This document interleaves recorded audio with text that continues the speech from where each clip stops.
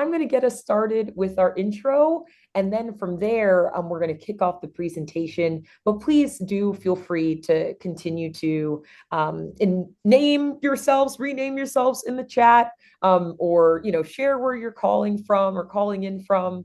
It really means a lot as we get to know who's in the room with us today. So thank you so much again. Awesome. So here's a little bit on our agenda.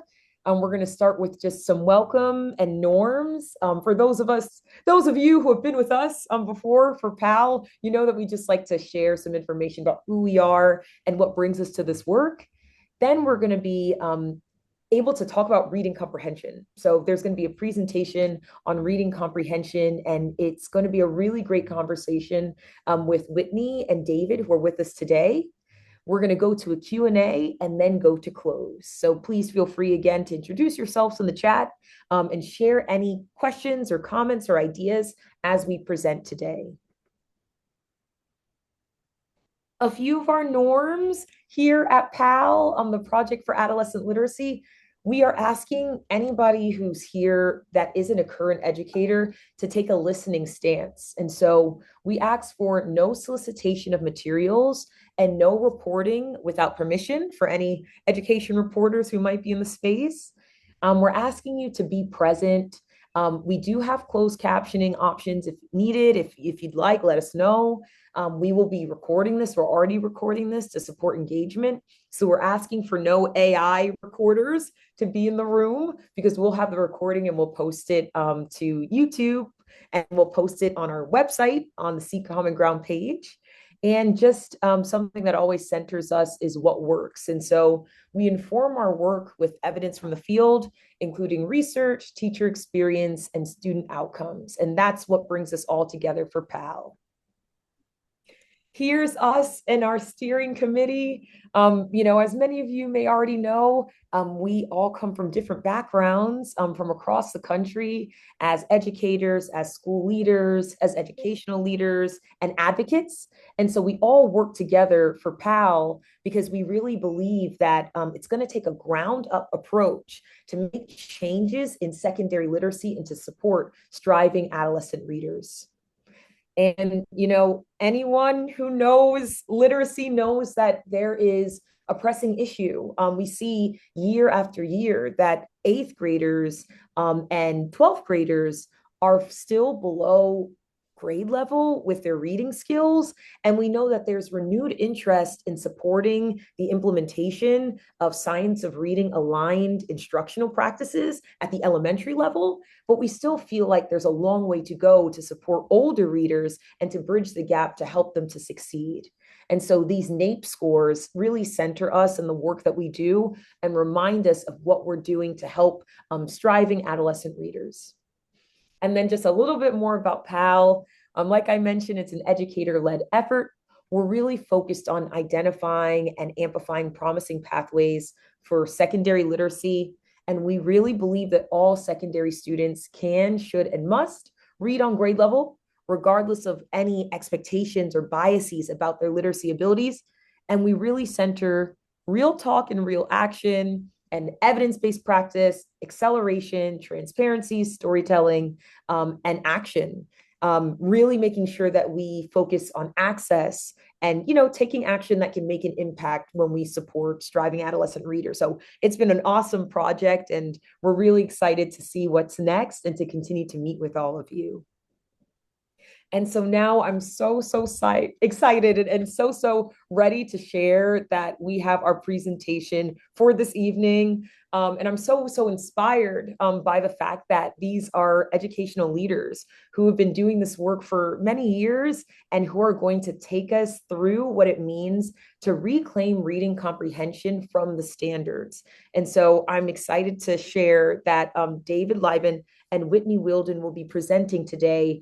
And reading comprehension is a topic that we've talked a lot about as PAL. So this is really an opportunity to talk more about reading comprehension and dig deeper into ways that we can support readers in this very important topic in literacy. So David and Whitney, thank you so much for joining us. And everybody, we'll have time for Q&A at the end, but please don't hesitate to add ideas in the chat or questions, and we'll talk and respond and watch the chat throughout. So David and Whitney, thank you so much for joining us, and we'll pass it over to you.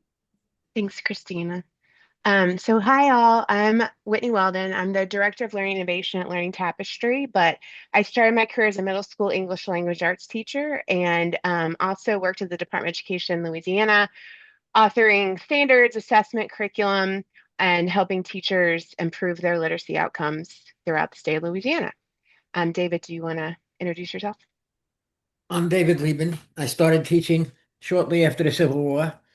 I'm taught literally in one form or another every grade from K to 12.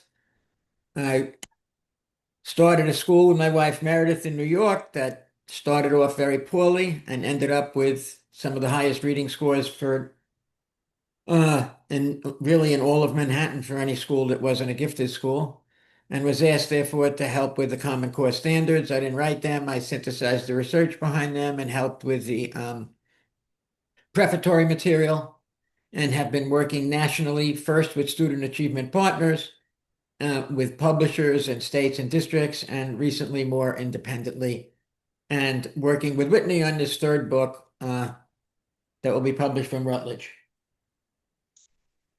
Great. And I always joke that I called David and Meredith standard ninjas when I met them because they were supporting standards, but also trying to figure out ways to improve learning around them as well. So that's kind of where we're headed today. But Christine, if you can go to the next slide, that'd be great.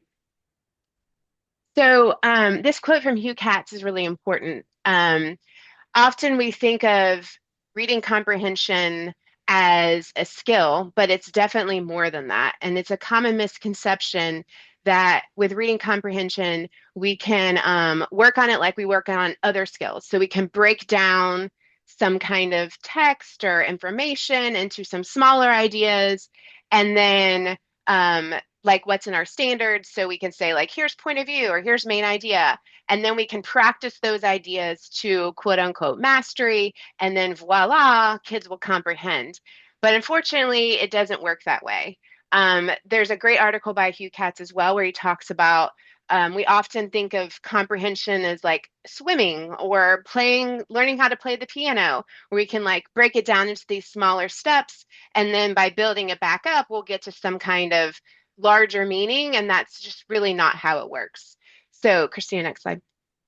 So, how does comprehension work? So, take a few moments to read this sentence, and then either in the chat or just on a piece of paper in front of you or just in your head, think about what it means. And so, if you want to share your thoughts in chat, that's great. Otherwise, you can just hold that thought for yourself. So, read the sentence and what does it mean? And you might think about like, why did Oscar smile? Or why did Oscar choose to eat carrots? And does he also eat chips? And how do you know?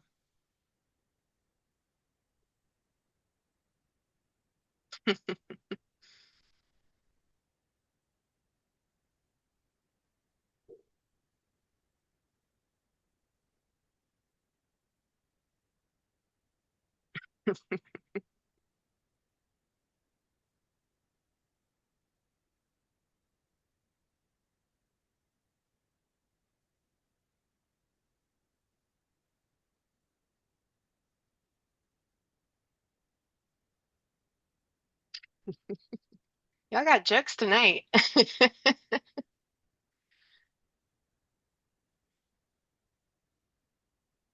And Laurel, I assume that you're not losing weight after vacation, but weighing yourself repeatedly, maybe. I don't even want to think about it.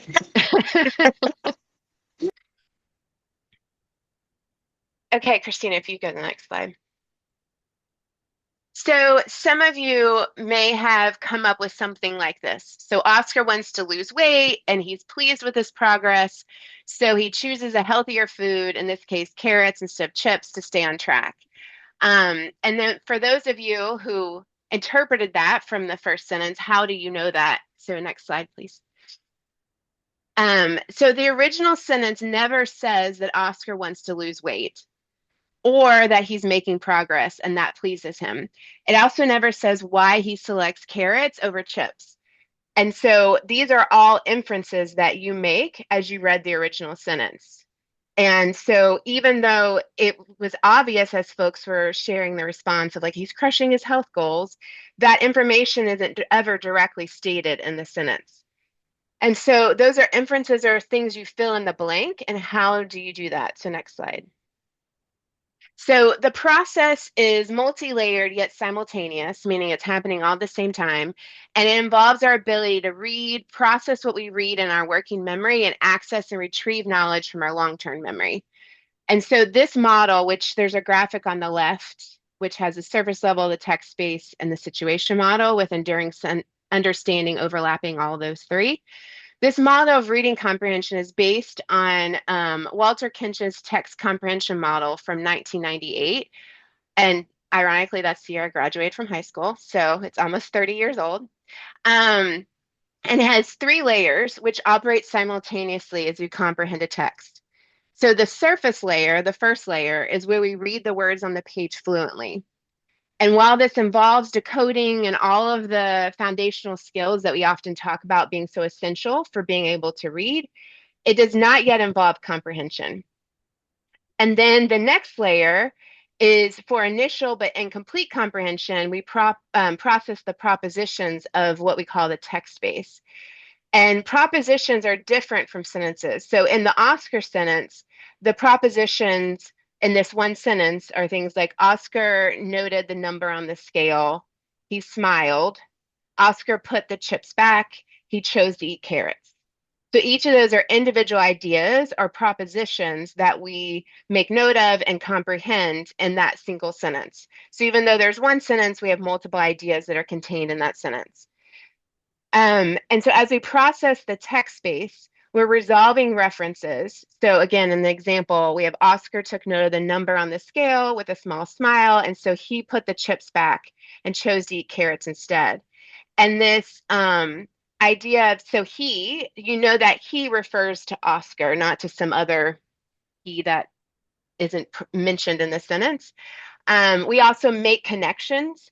And so again, this idea of like he chose to eat carrots instead, this idea, you know that carrots is in place of chips. So that's a connection back to a previous proposition. And then we also fill in the blanks within and across, within individual propositions and across propositions. So this is where we start to say, as Julie noted in chat, like the small smile indicates some kind of pleasure, or he's happy, or he's excited about the results that he's seeing on the scale. So we do all of this in our working memory, and we make use of our relevant existing knowledge and our long-term memory to process those propositions. And having access to our relevant existing knowledge, in this case, it's general world knowledge about dieting.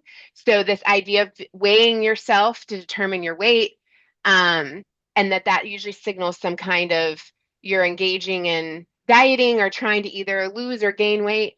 The concept of nutrition, so the idea that chips are often higher in fat than carrots, and so that carrots are typically a healthier choice.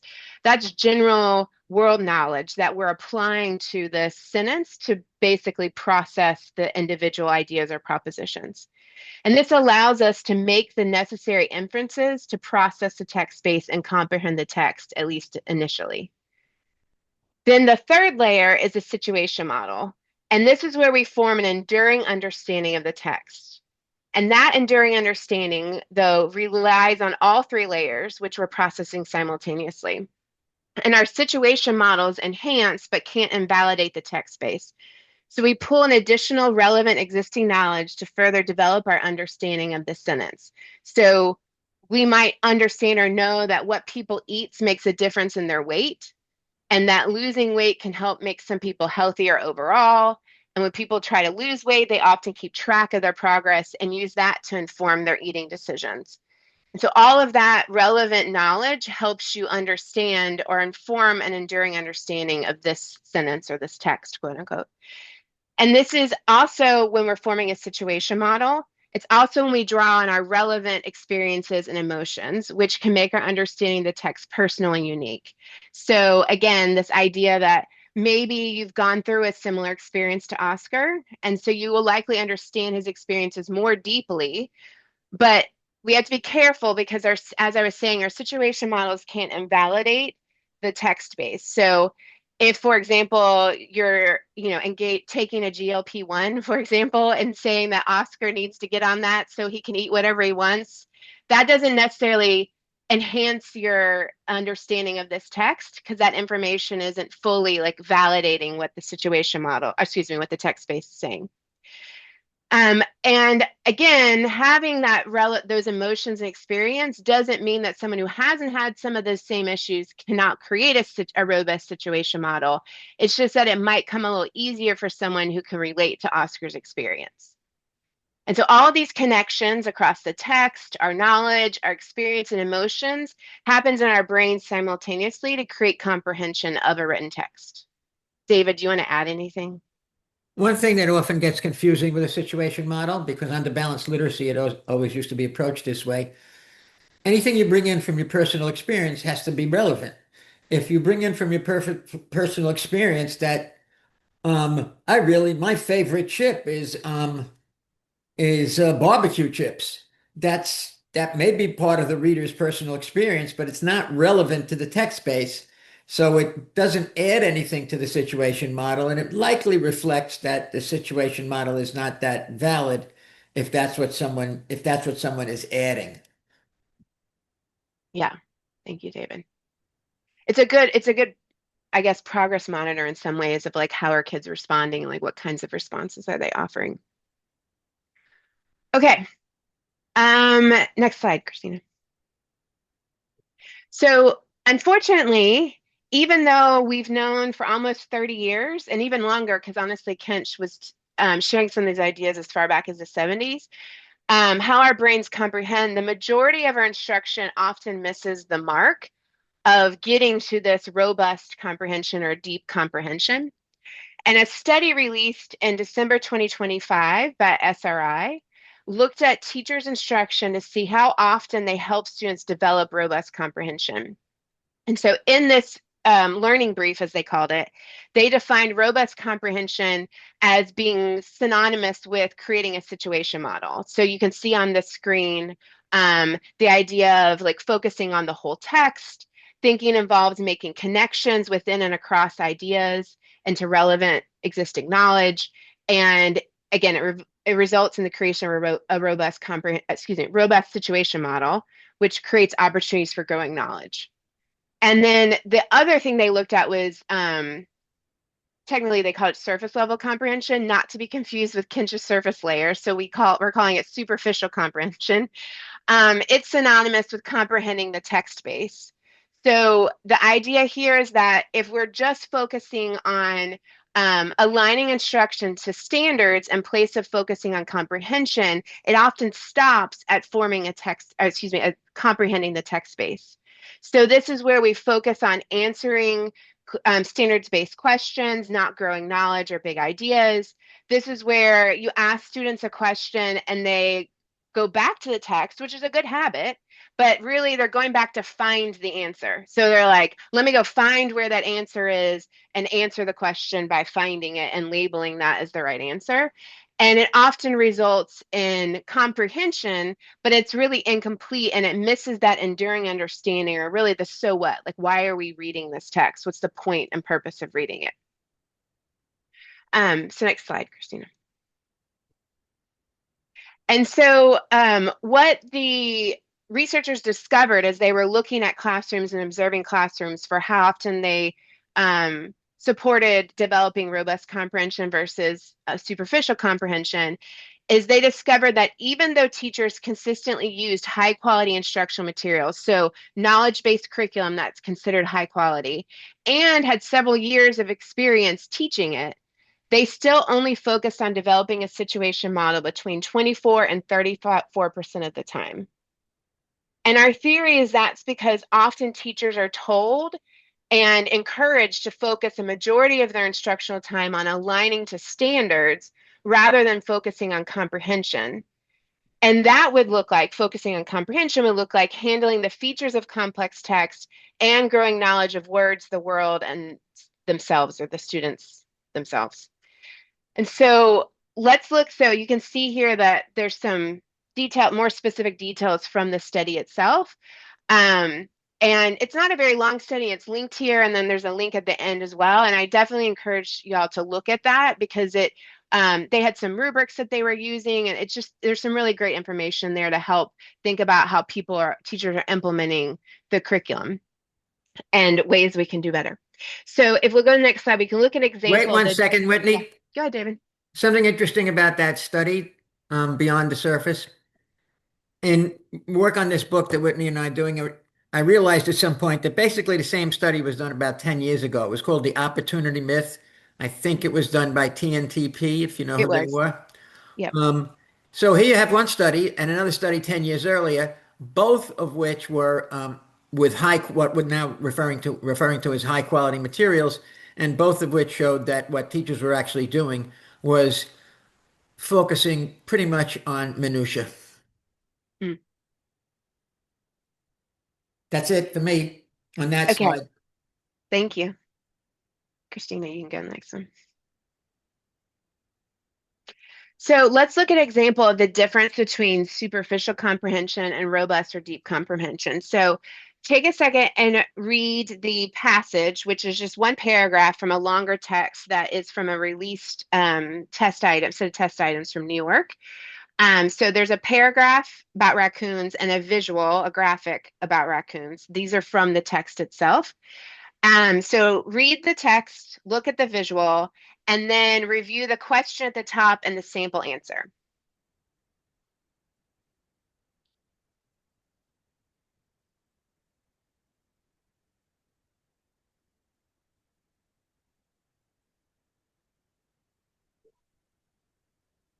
And if I need to read it, let me know.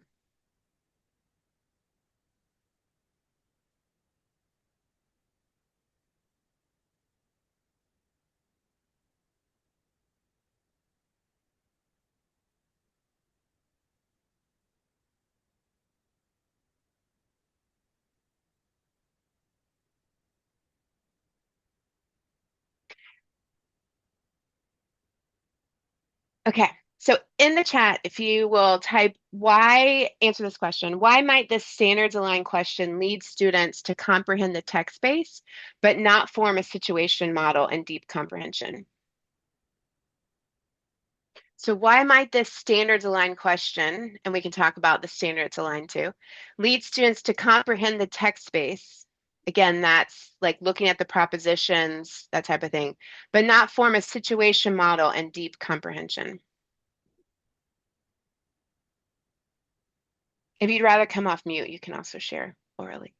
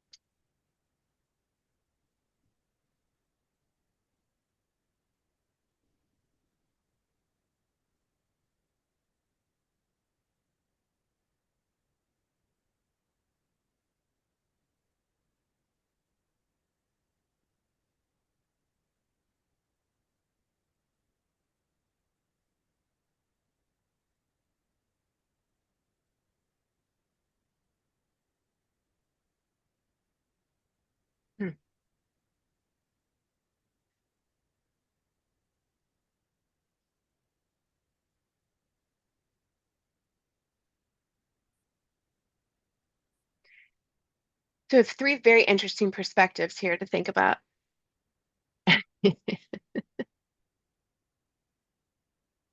I'm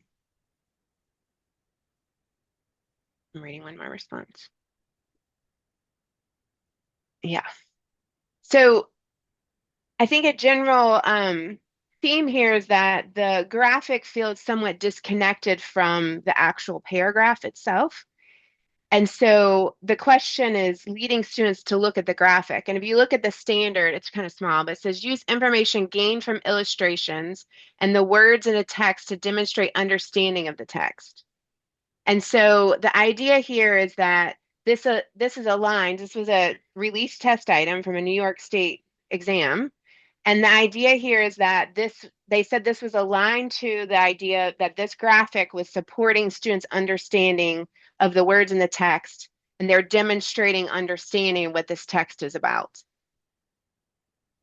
And it seems to kind of miss the point. And so, Christina, if you can, are you able to go back 2 slides? Thank you. So if you look at this like superficial comprehension side, you can see it focuses on meeting standards and completing tasks instead of comprehension. So can you look at a graphic and say how it relates to this beside it? It's not really about what does this text mean? What have you learned from this text? What do you know about raccoons because you've read this text? It's can you complete this task? It asks them to find the answer, basically, like look at the graphic, find an answer, and like label it as like this is the answer. And then it's showing some comprehension because they have to be able to read the words on the page and say like this is kind of what a raccoon looks like. So there is some comprehension, but it doesn't really make connections to existing knowledge or like why they might even be learning about raccoons. Like what's the value of even reading this text beyond just answering that question? So Christine, I'm gonna make you traipse back to the slide. Thank you. David, would you add anything before we look at the next? No, well, only one thing. If you look at that, there's a lot of propositions there, or ideas. It has a great sense of hearing. It sees very well in the dark. It uses its paws to get food. You could go way beyond that as to, well, why did it get that way? Why does it have why does it have the black around the eyes? How come it happens to have 5 fingers? There are all kinds of other things you could do that I think we'll see in some of the slides that we made for other questions, right, Whitney? Yeah, I think the next one will help with that. So if you go to the next slide, Christina. Now let's look at an after question or a revised question and sample answer. So it's the same paragraph, same graphic, but now look at this after question and the student response.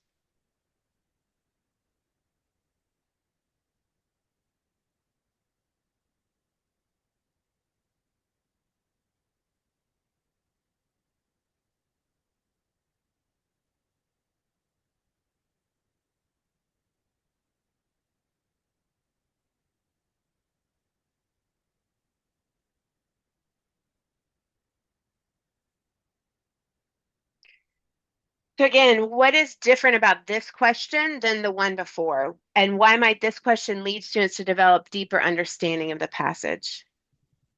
Again, you can type or come off mute and share if you have.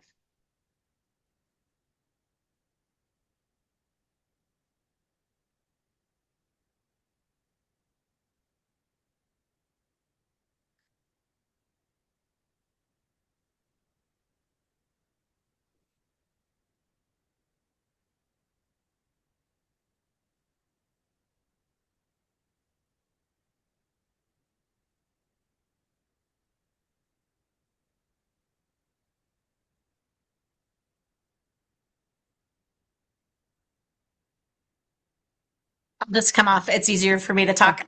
I hear Sorry. you. I'm going to start.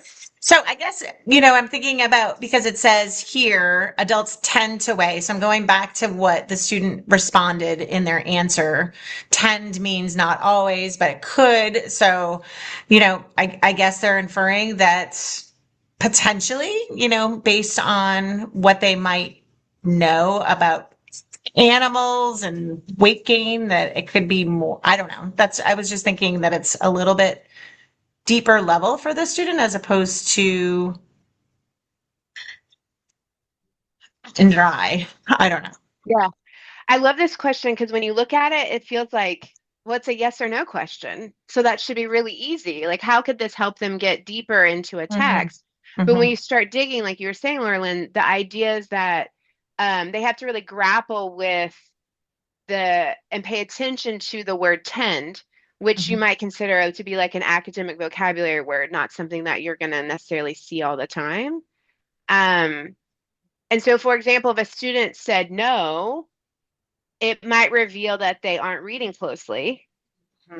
They might mistend, or they might not understand the meaning of tend and how it's used in the sentence. And so, again, that starts to give you some ability to look at like how where are students paying attention or not paying attention as they're reading. So they might only see 10 to 30 pounds and be like, oh no, 40 is outside of 30. So yeah, the answer is no.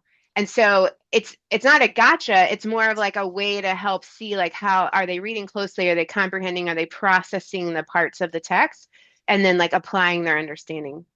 I would go also, can I just say a little more? Just thinking about the second sentence right at the end, right? Where it says they are about 2 to 3 feet long. So again, if I'm putting myself in the shoes of the student, if about is a range as well, right? So if I know anything, like, I don't know, if I fish or if I, know anything about animals in general, my dog, if I say, well, it's about, but it's not necessarily an exact amount. So I would Right. assume I can infer that the student is able to infer based on the answer that they gave. And again, this isn't a very robust paragraph with a lot of information. And again, if I were the student, I'd be like, what does that have to do with the picture? And I just think that Yeah. there's not, I don't know. Okay, I'm done. Yeah. No, you're good. Thank you. What both these questions tell you is that one word can change the whole meaning. If you have the word 10, that means that they're not only between 10 and 30 pounds, that's a range, and that's a common range. But you could have very fat raccoons. And the same thing with they were about 2 or 3 feet long. Kids read informational text too fast, and they tend not to focus on small words like that. So the idea here is that if you pose a question that forces them maybe to look back at the text and say, just do it, just what the sample answer said. Well, maybe it can be 40 pounds because I guess that's what this word tend means. Um, and that would be the reason for this question. And that's the same thing with your good example, Laura Lynn, with the word about.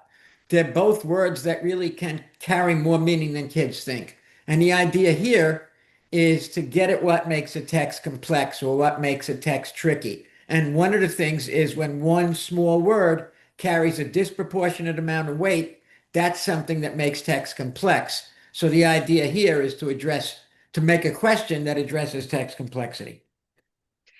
Which we And never David, do because there's no standard that tells you to address text complexity. There's only a standard that says text must be complex. And the whole educational field has been wrestling with that for like 15 years now. But there's no standard that says find what makes the text complex and call kids' attention to it. There's only a standard that says use complex text. there's also no standard that says grow knowledge from text, unfortunately. But David, you bring up a good point too, that in this example, it asks students to explain their thinking, which is really the only way we're going to know if they are processing the text in a meaningful way is for them to explain how they got to their answer. Whereas the previous one doesn't really even doesn't require that. And I don't know, what do you say? I looked at the graphic. Like, how do you explain your thinking? Because there isn't really a lot of thinking that was required to answer the previous one.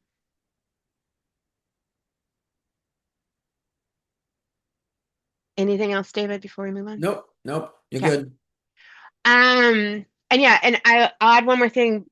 As I said, do you have one more thing? Just as I was saying, there are no standards for growing knowledge, but David, you made the point earlier, this isn't necessarily the most complex text, but it does have a fair amount of density of information in it.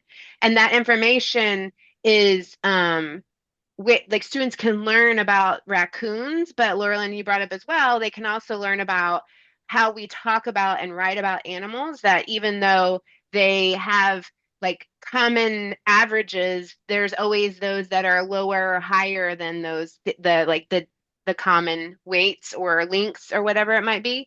And if they know about animals or have experience with animals, they're going to know that information, which they can apply to this. But if they haven't had that experience, this text will start to help them grow that knowledge. They can learn from what they're reading as well, and then potentially apply that in future instances, either in this text or in a later text. Okay, next slide. So here are two more sets of questions. So there's a before and an after. And so let's look at these two sets of questions.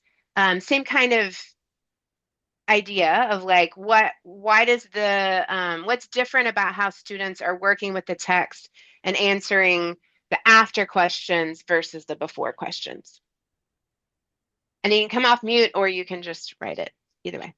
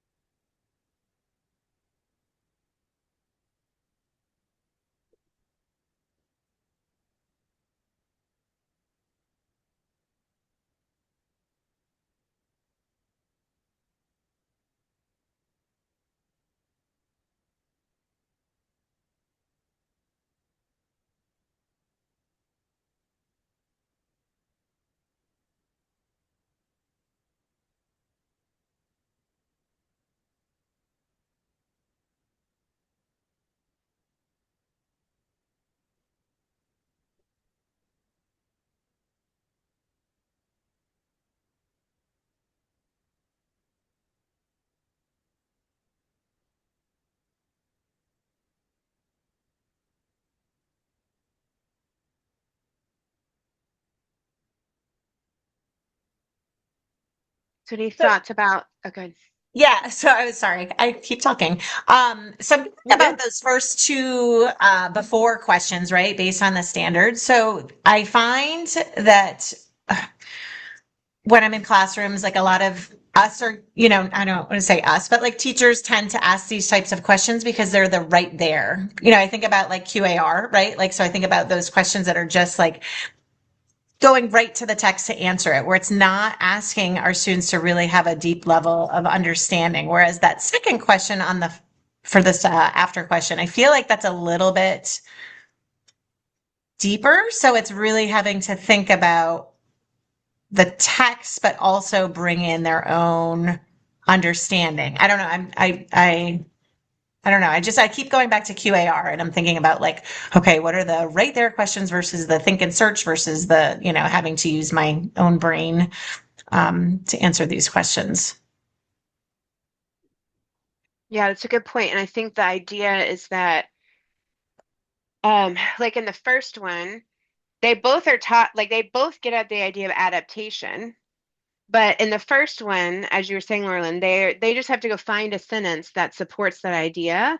Whereas in the after question, they're having to explain and find examples of adaptation and really, like, in some ways, apply their understanding of like, this is what adapted means. And Christina, you brought up the point that it actually gives a definition. So it's not just about, can I define this word, but can I actually like show that I know what this word means by going like explaining details and providing additional details that also then solidifies their growing knowledge about what does adaptation mean. And it also points to this text about raccoons. Yeah, it's about raccoons, but it also is about a larger concept that is potentially important at that grade level to like understand that raccoons adapt, other animals adapt. Like this is a concept that they might then be able to apply in other texts that they're reading. And the other thing is, in the standards-based question, as somebody said, you go to the right section of the text, where it talks about something an animal does, and it references its environment, and then boom, you're done. Whereas for the question on the after question, you have to go through the whole text. There are like 4 or 5 examples of things that raccoons do, that helps them in some way. I think their fingers are where are very sensitive so that they can discern the differences between various substances. And there were a few other examples. I'm not an expert on raccoons, so I don't remember them.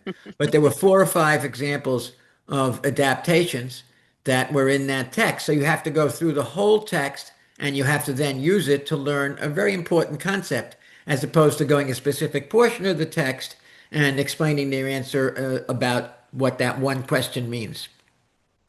Yeah.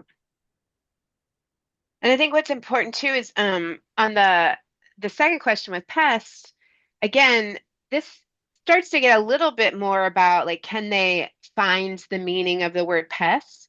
But again, if you look on the right-hand side, the after question, they get at the same idea, because the reason why raccoons need to be safe from people is that they are often considered to be pests. And so people will then kill them because they're trying to get rid of the nuisance animal. And so it's, again, it gets more at the purpose or the so what of like, why does that, what's the value of understanding the concept of raccoons might be considered pests? Like, why does that knowledge need to be carried with you or be remembered from this text?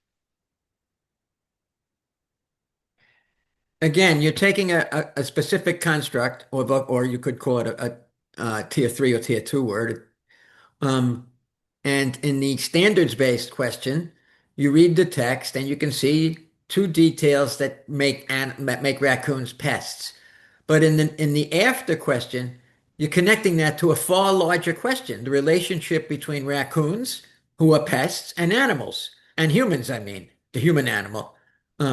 Because in the text it says that they can turn over garbage, they can even get into basements, and so that annoys people, and they put out poison.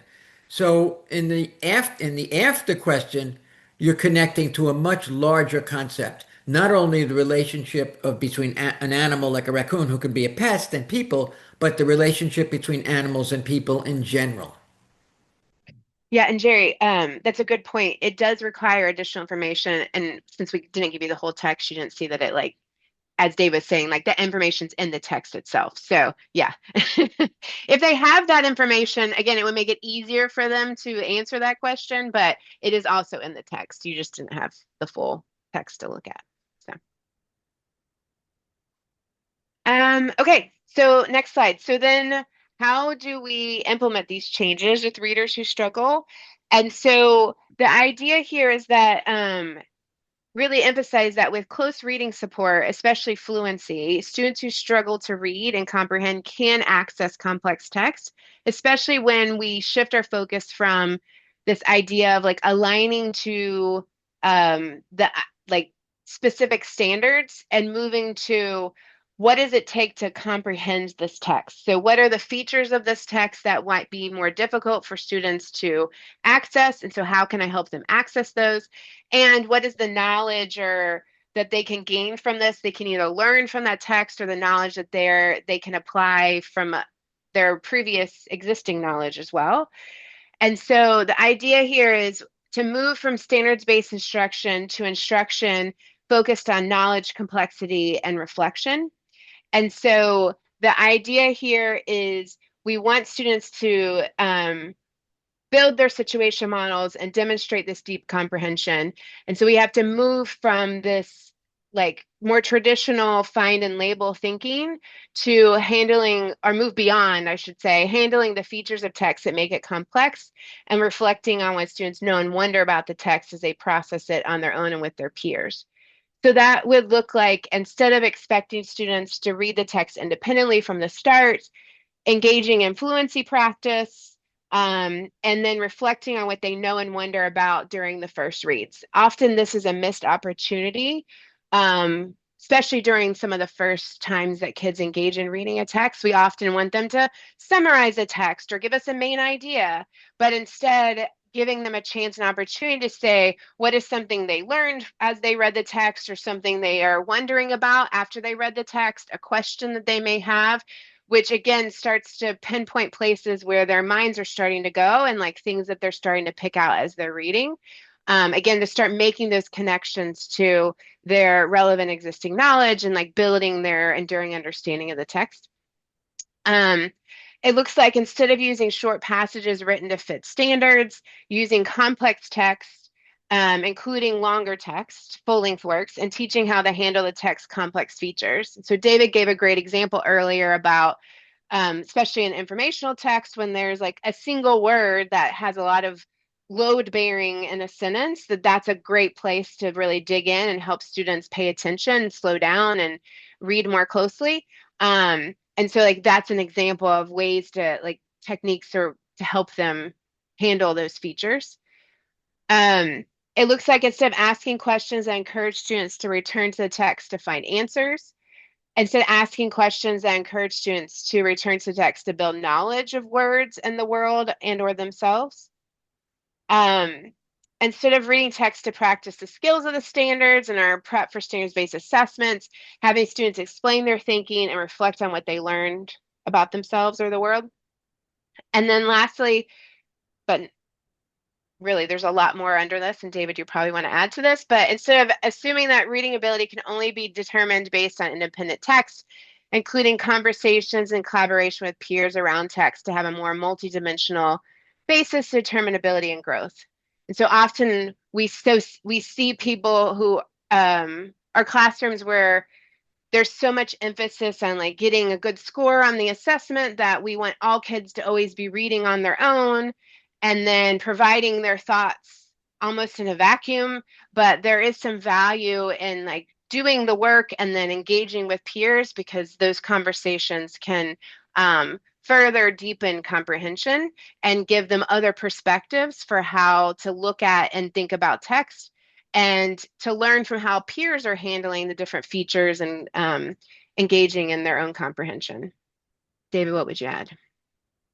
Well, the third line is exemplified by the example with pests. And on the left, standard-based question. Again, questions that encourage students to return to the text to find an answer to a question, as opposed to on the right, ask questions to return to the text to build knowledge of words and knowledge of the world and themselves. In the situation of the raccoon, you're learning about the relationship between raccoons and humans. And you're learning about the relationship. You can transfer that to between animals and humans, because what should humans do? Should they poison the animal or not? In other words, you're taking the concept of a pest and applying it to a more three-dimensional knowledge of the world. Is a huge difference here. I think that's all we have time for to get in on this slide. Okay. Well, that really is our last slide. So as David said at the very, if you go one more, Christina, we're working on a project to advance these ideas. And so if you are interested in trying out some after questions or some before and after questions and giving us feedback or getting student responses or like getting student input of like, did these questions help you better understand the text, those types of things, feel free to message us at reclaimingreadingcomprehension@gmail.com and let us know you want to help. Make sure to let us know what grade you teach and where you teach in your email. And we'd love to engage folks as they are interested in going down this road of figuring out how to really push our classrooms to more higher level or deeper levels of comprehension rather than sticking at that superficial level.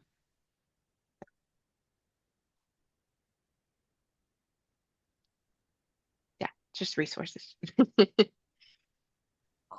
Thank you. Thank you so, so much, Whitney and David, for this awesome presentation, and also for the opportunity to maybe be part of what's coming next with these questions. I think that comprehension is one of the most interesting topics that have come up when we talk with teachers across the country for this project. And a lot of teachers at the secondary level, I feel they definitely recognize that the comprehension challenges are there. They want to understand the underlying issues. They want to understand word level reading, fluency, decoding, but comprehension is really that overall goal. And so it's really cool to learn more about the work that you both are doing.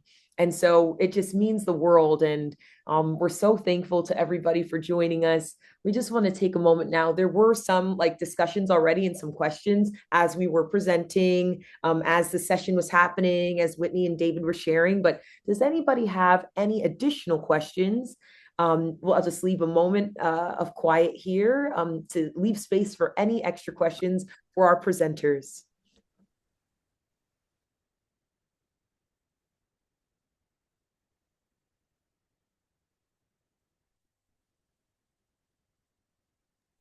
Right.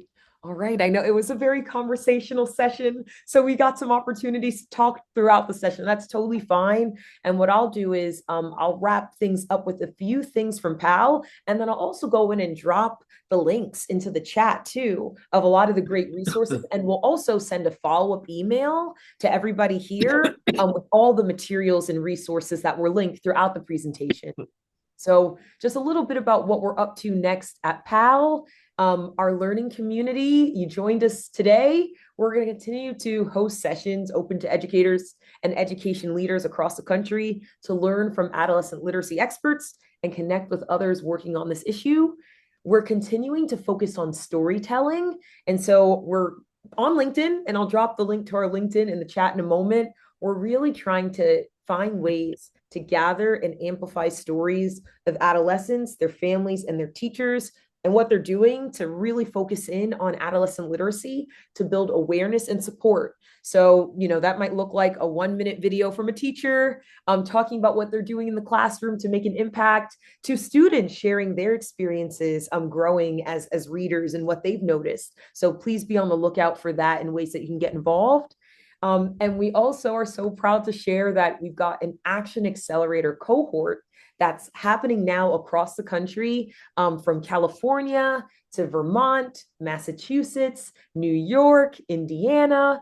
And it's just a dream come true because we're now getting to go to schools, provide some additional professional learning and support around adolescent literacy. And I think the best part is we're getting to compensate the teachers and pay them for their participation and really wanting to learn more about supporting striving older readers.